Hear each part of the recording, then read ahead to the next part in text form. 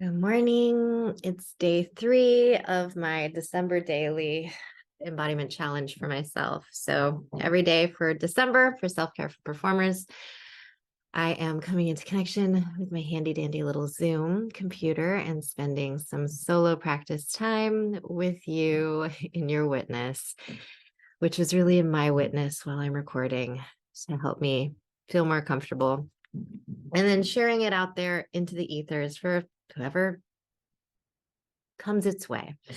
Um, Sometimes there's this, well, okay, start here. Sometimes it can be helpful to just try, to just do something that you know is safe enough and to practice it regularly, right?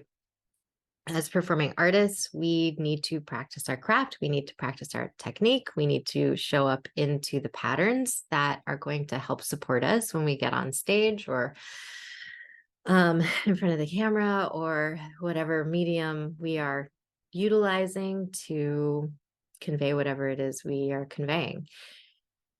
And I am finding that a lot of what I want to do in sort of my life for a long time now, I think over a decade now, I've been saying there's so many things I understand in the performing arts that I don't understand in life.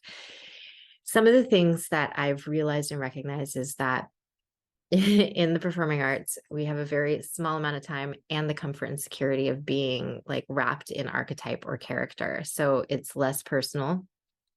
And also durationally, it's just for a shorter amount of time that we have to practice all of the embodiment tools and all of the somatic practices to keep us engaging in the moment, relational with our characters, with our collaborators, etc.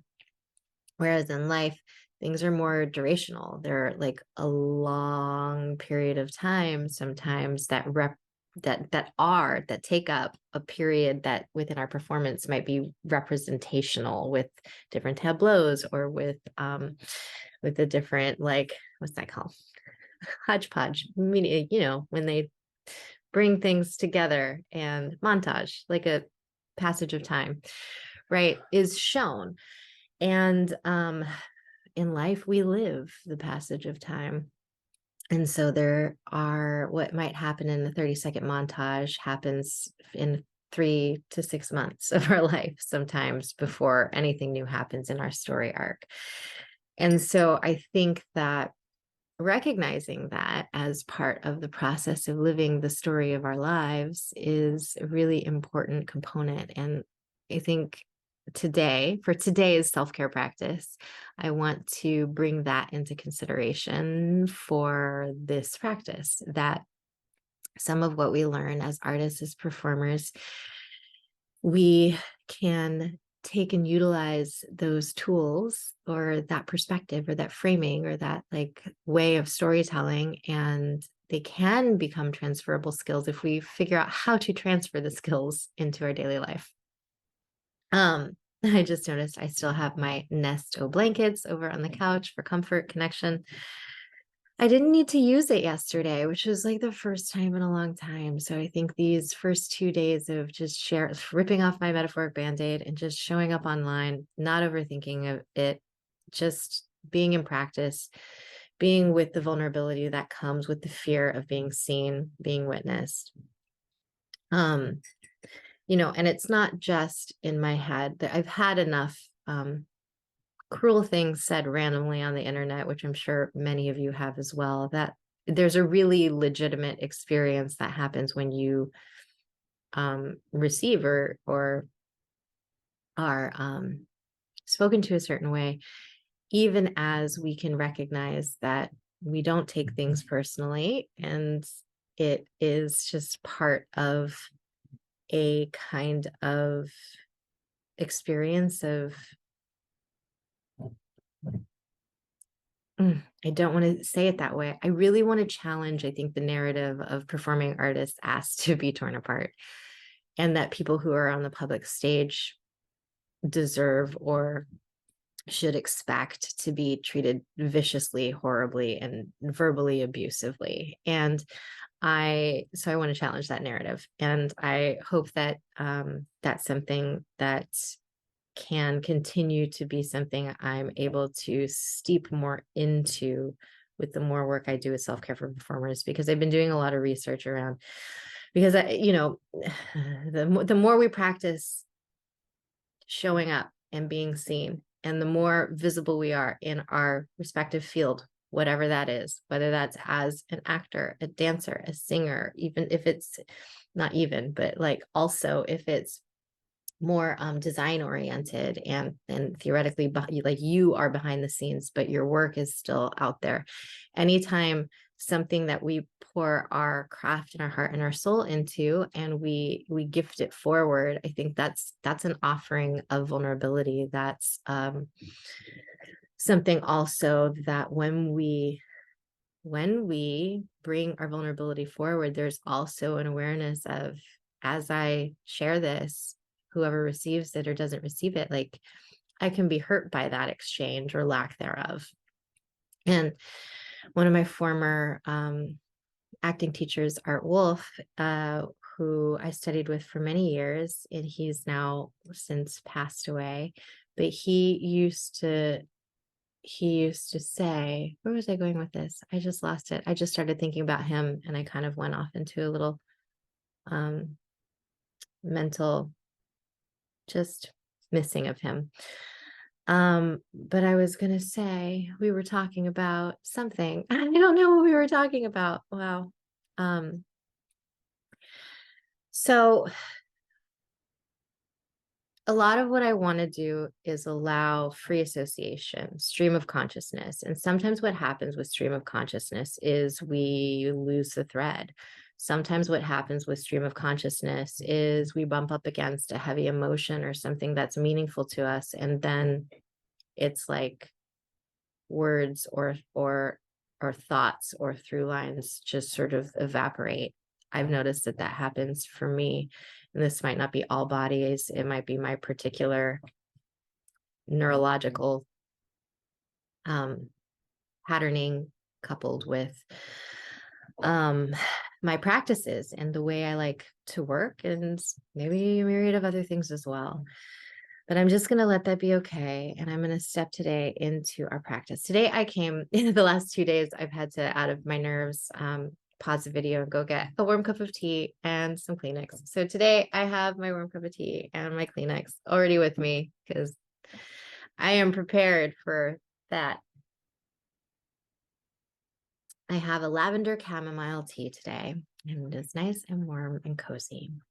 And I'm just going to hold it on my heart and close my eyes and just come into connection with the possibility that you are safe.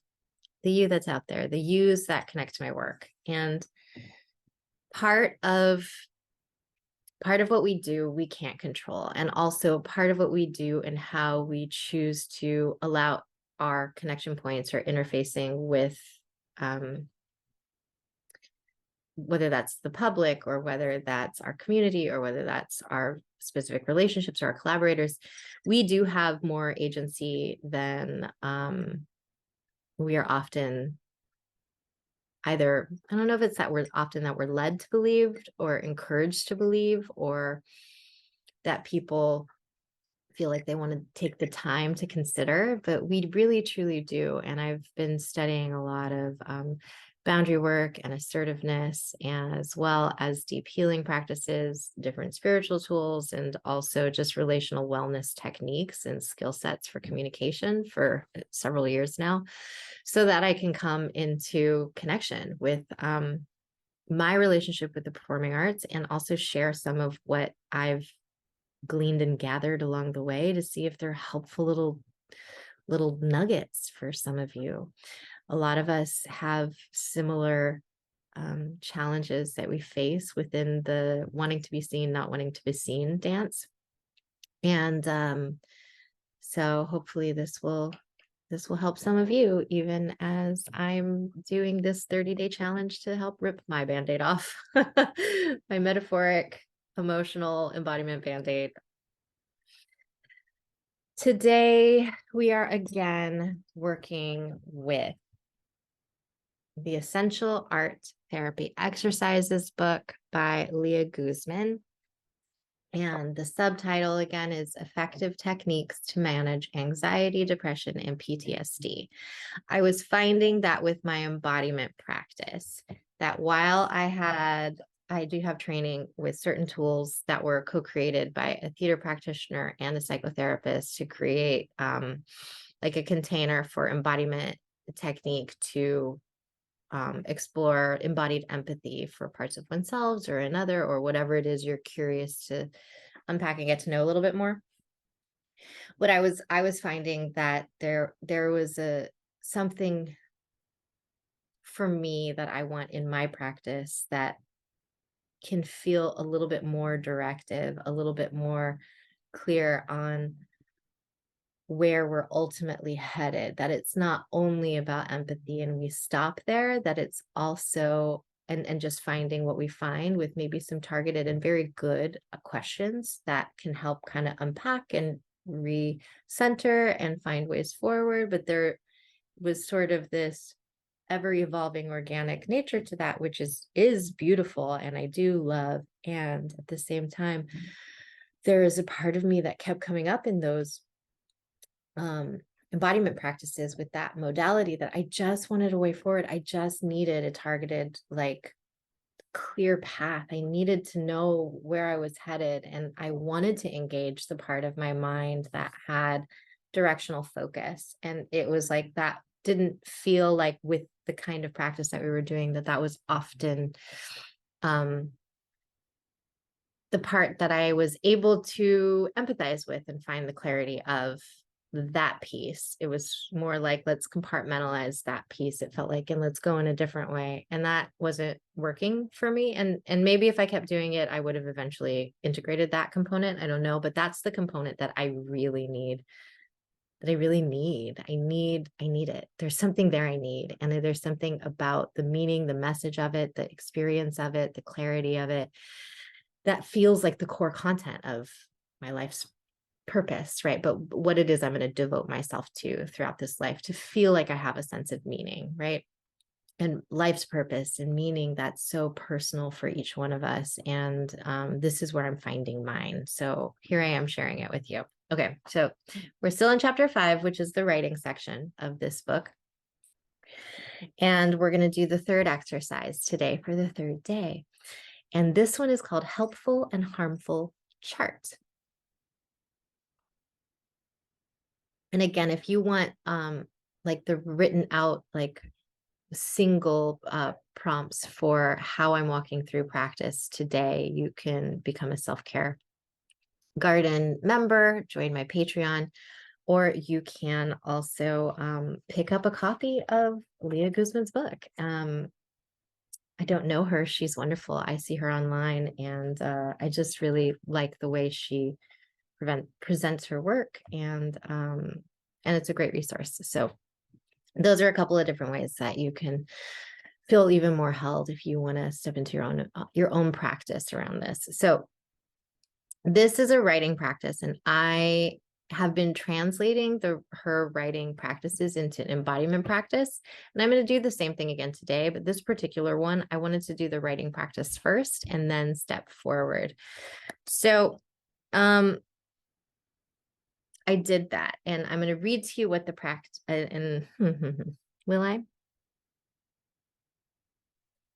I don't think I am. I think I'm going to keep that. I'm finding ways for myself, because journaling and moving through process, it is so personal. And I have been finding along the way that part of my specific journey is also about feeling into how to recognize what is overshare and what is helpful, vulnerable connection points for those who are in similar spaces or might want to get to know me a little bit better before feeling safe and like there's trustworthiness to request a consultation for private coaching, or who are lacking a certain degree of emotional, relational fluency in their own life. And so there's a degree of connection that I can offer prefer as feeling comfortable with offering.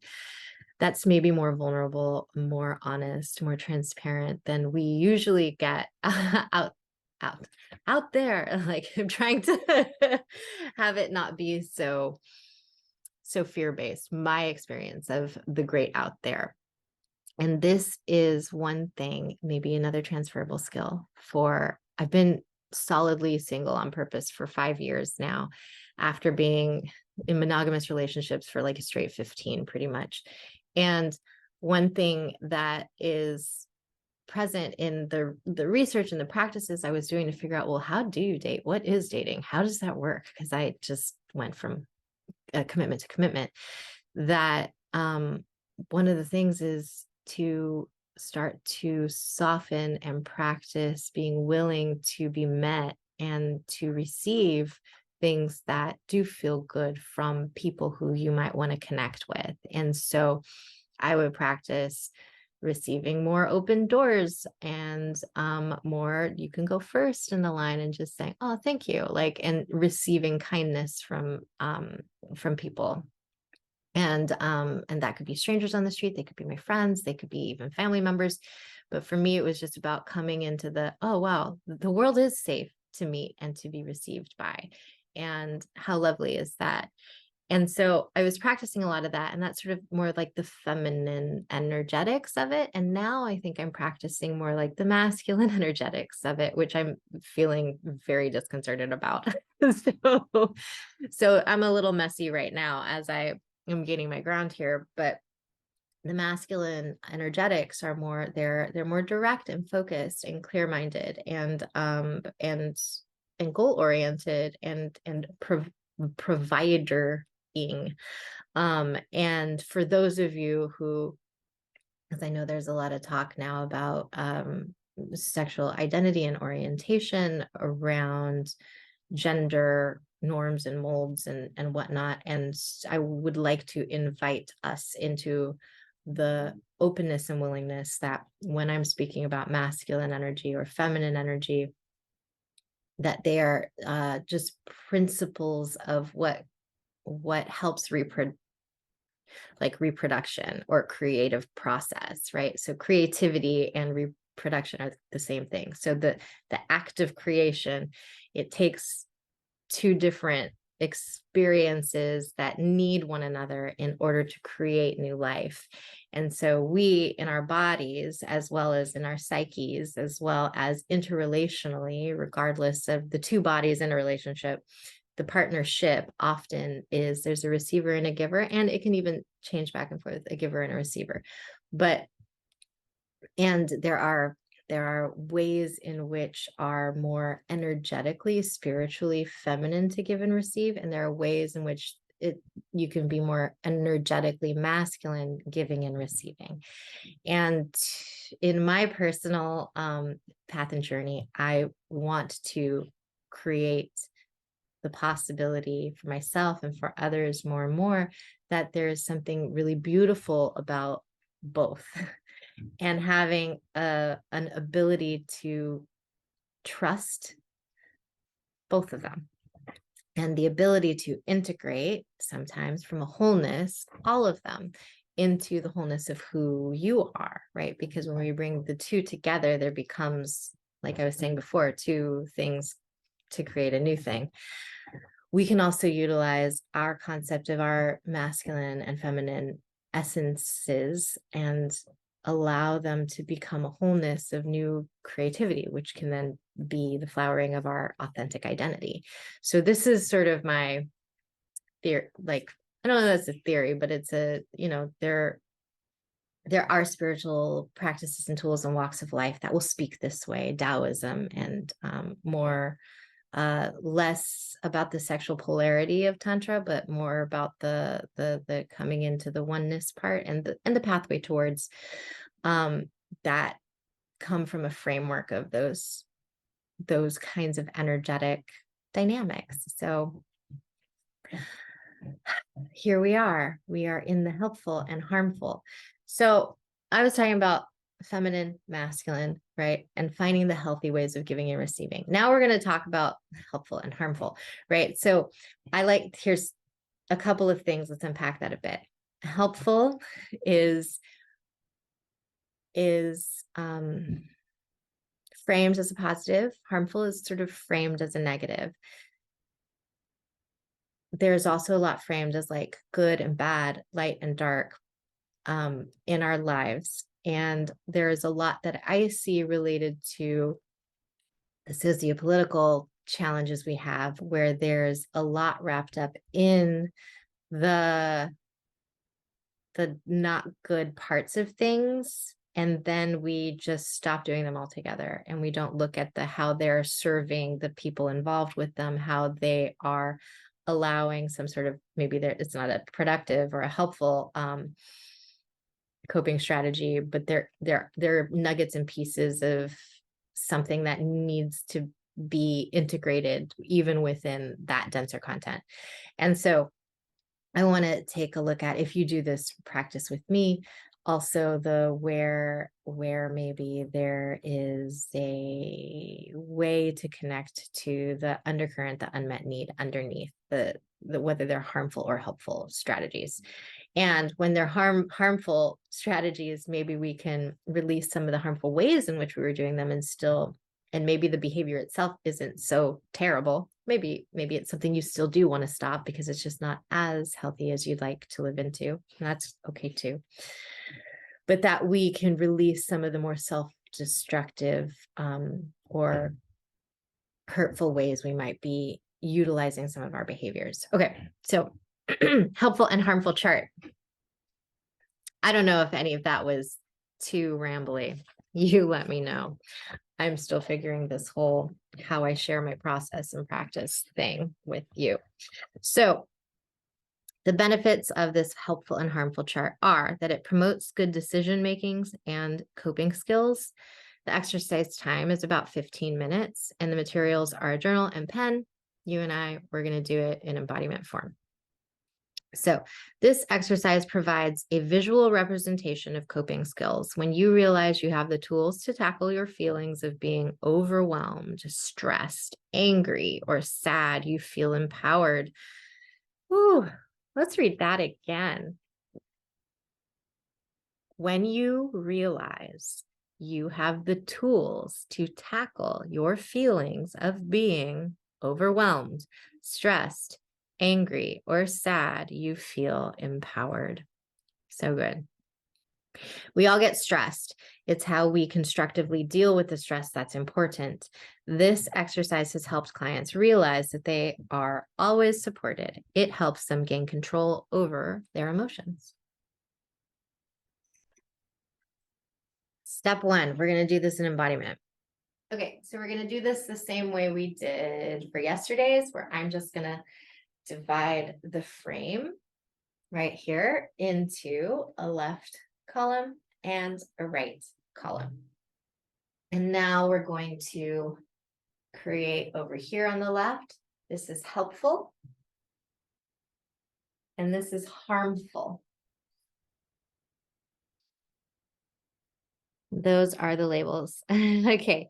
In the helpful column, create a list of all the helpful strategies you have used to deal with overwhelming emotions. For example, talking to someone, drawing, taking a walk, reading a book, or meditating. I'm just gonna, actually, I'm gonna go from here. And in the harmful column, so I'm just gonna talk through it. That's what we do over there. In the harmful column, write down all of the harmful strategies you have used to deal with overwhelming emotions. For example, alcohol, rage, negative self-talk, isolation, or self-harm. As you complete these two columns, it's important that you're honest with yourself so that you can make necessary changes. Okay, so I am going to have certain boundaries with myself in my relationship with the embodiment, which is that I'm only going to share as much as feels right for this particular witness, and anything beyond that, I will take into like a deeper solo private practice journaling experience. I have my own list that I made prior of what I need to take a look at. And I will be honest about the physical sensations I have, the emotions that are coming up, and I will utilize symbolism and metaphor a fair amount. And if I have people that come up, I will not use their names or have like or speak about them in a way that just random people would know who they are. So by random people, you're the random people. You who are watching that, you might not be a random person in my life, or you might be someone who randomly found me online. I don't know. Isn't that a strange thing? It's a strange thing. I just need to name that. It is strange. Okay. So over here, we are in the helpful. So these are the ways that I cope that are helpful. Huh. I'm going to start here again. I started here yesterday. This is my helpful coping strategy, which is to get cozy and feel cozy and just be cozy and be here. And this is also sometimes harmful because I isolate and I don't want to go outside. And then isolation is theoretically not helpful, even though I really like it and I love it and I like to be alone. I really love aloneness. I love aloneness. So there's a part of this practice that is helpful, and there's a part of this practice that is harmful. My like, let me be alone all the time, and now I'm a superhero in a cape. What else is helpful? Helpful is I have been changing my apartment for the seasons, different wreaths on the door. And that's felt really good. And I'm aware right now that this is an embodiment, which usually is about me just feeling what's coming up in my body. And I sort of went up into my mind. So I'm going to be with the awareness of that. And I'm going to stop and slow down a little bit. And I'm going to come back over and just stand here in the helpful space. And I'm just going to say and then receive from my body, from the ethers, from my experience, from my emotions. I am now my helpful coping strategies. Ooh, and then I just kind of fall forward.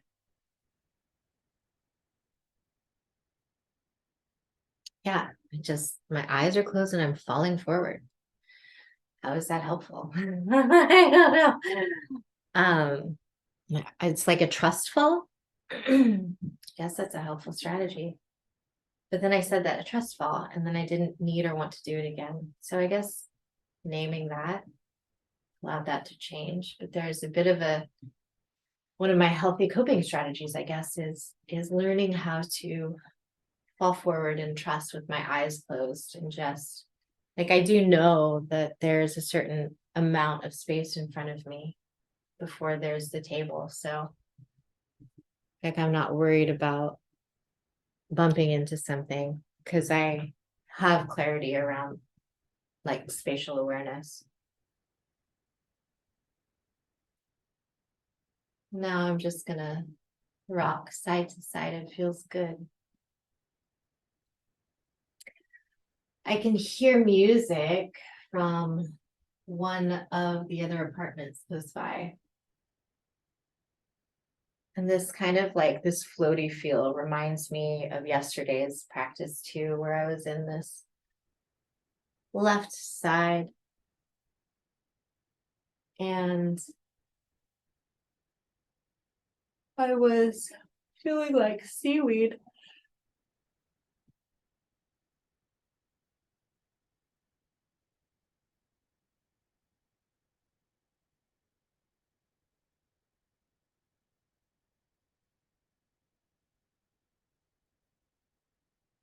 I'm aware that like I'm spending time with myself and what feels good to my skin.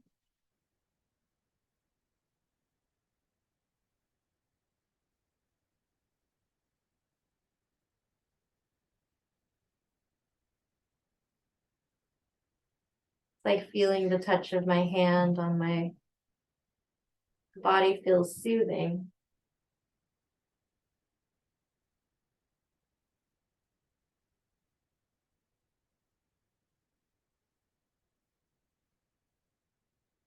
And I feel like because I'm being slow and because I can feel, it's like the contact I have with myself is really important. Because of that, I can kind of stretch in these different positions. That feels nice to do. It's just, ooh,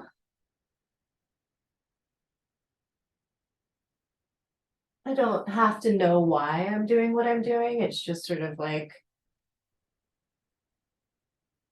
the next right step until it changes. And now I'm here and I'm just sort of pacing myself. Something about the phrase that I don't really need to know what I'm doing gave me like a, all right, let's just stay here. I feel like a clock, like my butt's like going back side to side. It feels like, you know, like Cogsworth in Sleeping Beauty. It's like his little inside a clock for time, those little clocks. And my arms kind of feel, they kind of feel connected, but they kind of feel rigid. Like they feel like a little bracing. Like yesterday I was bracing this arm, this shoulder to like gift things out to others, like to offer stuff. And today I feel like I'm not really offering from it. It's just like it feels like it's in a cast or something, like it needs time to heal. Or maybe it was not being used the way I actually want it to be used. Yes. Ah, that feels so true. It feels like I don't want to walk around my whole life giving out hors d'oeuvres. Like I don't want to spend my whole life working to serve others. I don't want that. I don't want that. That doesn't feel right to me. Um,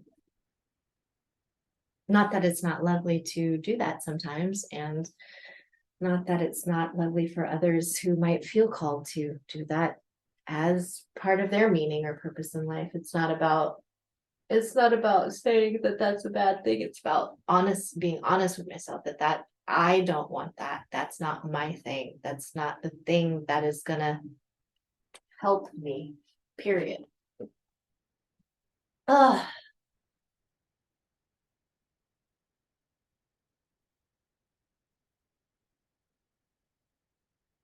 Something about here, like opening the heart. It feels really stuck. And I feel called all of a sudden to be on the other side and just bring a chair over here and do like the same thing I was doing there, but like on the harmful side.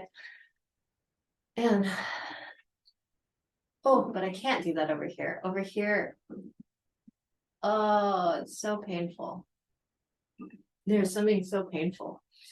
And I just want to like, I just want to be here. And I'm just like staring at my Kleenex box in front of me, sad. Not really looking around. I'm just sort of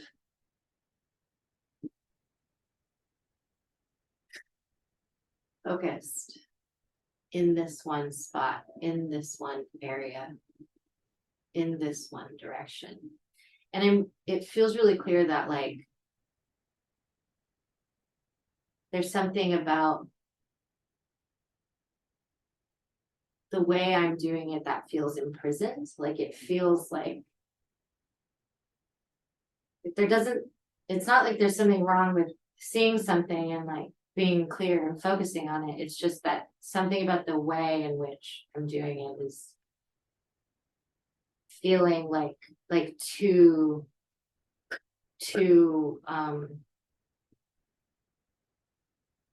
small of a space for me. Like I feel like a bullet loaded in a gun down a barrel. Like like it's too targeted or not too targeted because I think targeting is right, but I feel compressed. Like it's not that I don't want to be consciously connecting to the thing, but it's the path, the journey there that's really I feel too constricted or penned in by. And my eyes hurt here.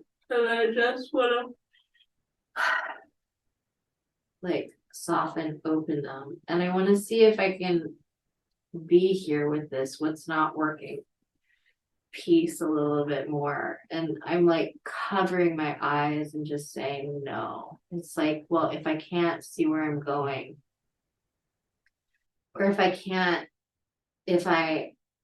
be free on the way to where I'm going, then I don't want it. I'm trying to not want it.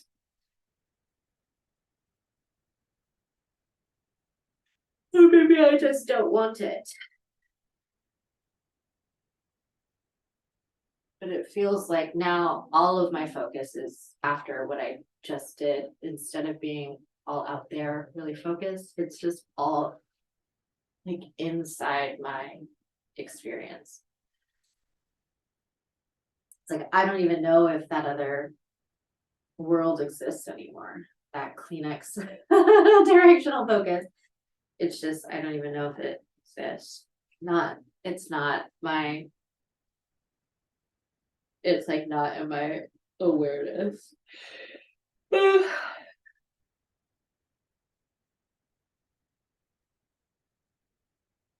Yeah, and I just feel like there's nowhere to go from here. There's no breath, there's no movement, there's no motion. It's just because I'm still contained and confined. Like before, I was like, I'm going to go there, but I was contained and confined. I'm like, all right, I'm going to stay here, but I'm still contained and confined. So it's like the problem is that I'm contained and confined. So I want to ask myself, like, what do I need? Like, what if can I bridge a space between these two parts? Can I break up whatever's happening here that's harmful and integrate some of what over there was helpful? Can I bring some of that here?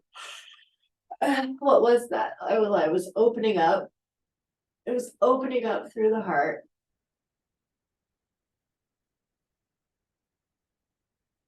I was being in contact very specifically with myself. Like a self-soothing kind of a physical contact that felt good. And then there was like a motion, a movement. So I'm just going to see if I can utilize some of those tools from over there to integrate over here. And now my feet feel like they can come down onto the floor.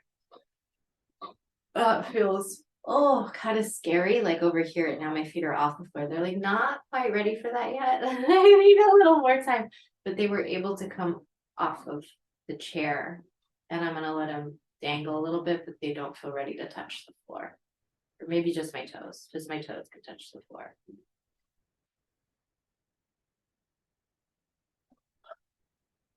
I feel really like in danger as I try to utilize these skills from the left side, these helpful skills over here in what's harmful. Like I feel nervous about it. It feels like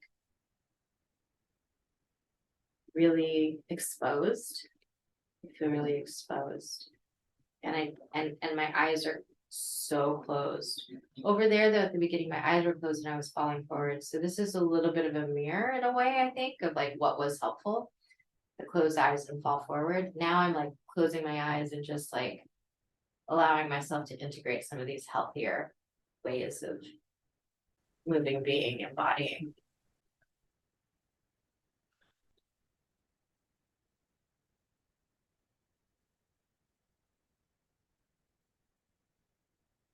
And I remember on the left side at one point, it almost felt like I wasn't moving me. I was just in a experience of like that seaweed, right? Where like the seaweed moves and it's part of the dance, but also like it's the current around it that's helping it to, like if there was no water, if there was no buoyancy, if there was no current, it would just flop and be on the floor, but because there's emotional content, because there's the water of the sea and the life of the tides, it's allowed to move.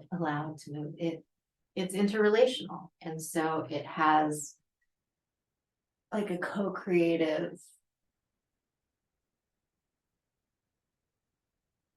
experience of creating an ecosystem alongside the other elements. And that, fish can swim through.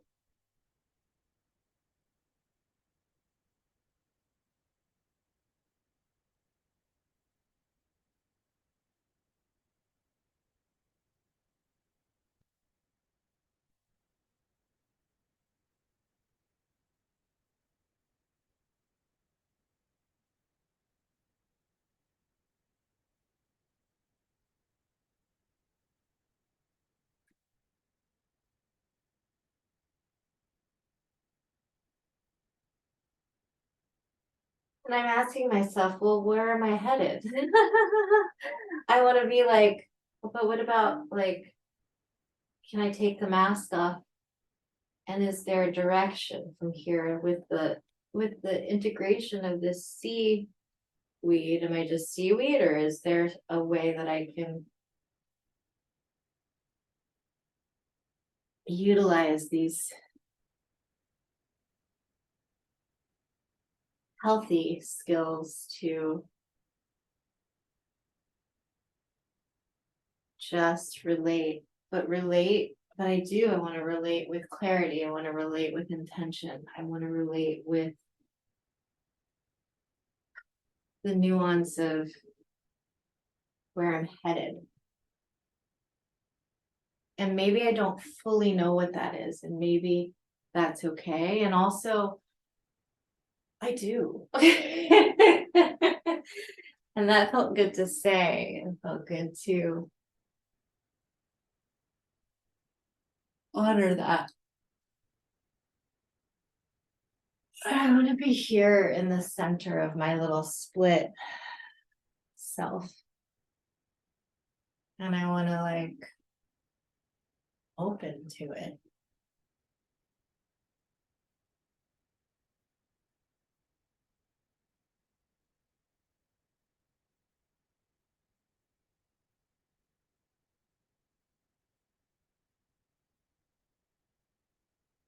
And my little feet are like kneading the floor as I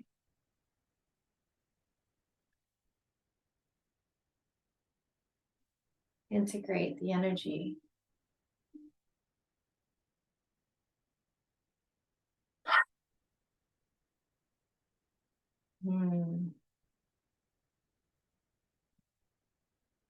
Just going to stand here for a moment, but I think this is the completion point. So I'm just going to integrate in this completion point.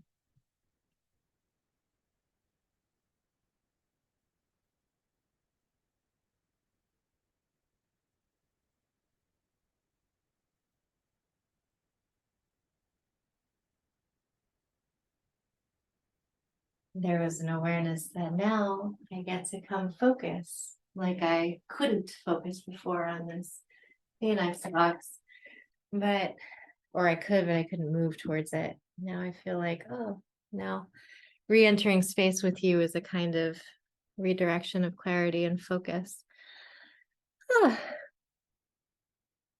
Thank you for spending time with me. We're going to do a couple of questions for discussions, but I'm also going to just take a couple of breaths and a sip of my tea.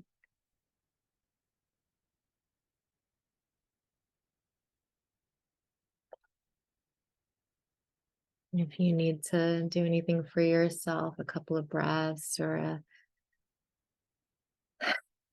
little tender moment with your heart or your belly or your body in some way, feel inclined to like do a little bit of opening across the eyes, the nasal passages.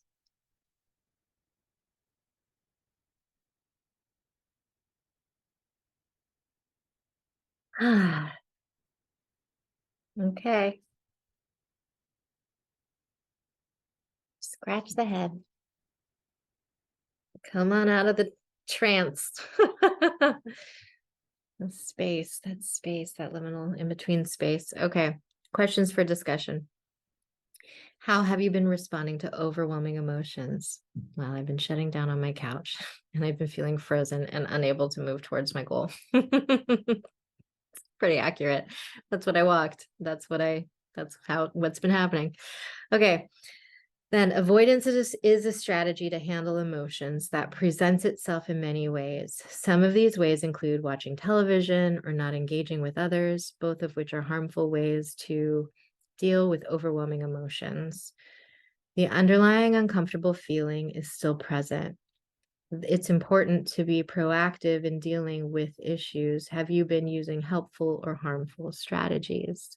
So I think for me, in the nature of what I just moved through, there was definitely clarity around some have been helpful and some have been harmful. And some of the ones that have been helpful in certain ways, the same exact strategy has also been hurtful in other ways.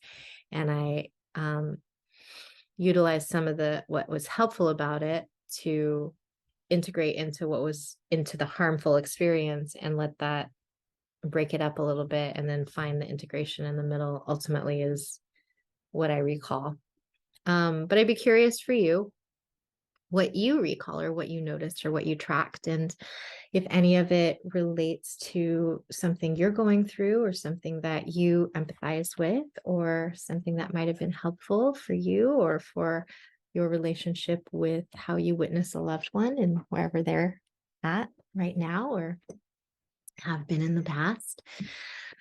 Thanks for joining me for day 3 of my December daily embodiment series, and I will be back tomorrow. I'm going to get the printout onto the Patreon. So if you want a printable form, go on over there and join that practice. And I also have a holiday special for some healing sessions if you want to connect more into your own body and feel into the nuances of somatic intimacy and embodied intuition. Then you can take a look over there too on my website, and in the ways to work with me, you can look at the details for my coaching packages for a longer term mentorship. 3, 6, and 12 month is what I have right now. Anywhere from once a week to 4 times a week. And also I have just a 3 session series for the holidays to help you if you want to just come into connection for a couple of practices. And if you want one full practice and you want to do a 3-hour long intensive, you can also utilize the 3 session holiday special for one long durational experience, if that would feel most supportive to you. If you have a big creative block, you just kind of want to have a big catharsis and integration practice for. So see you tomorrow. Take care. Bye-bye.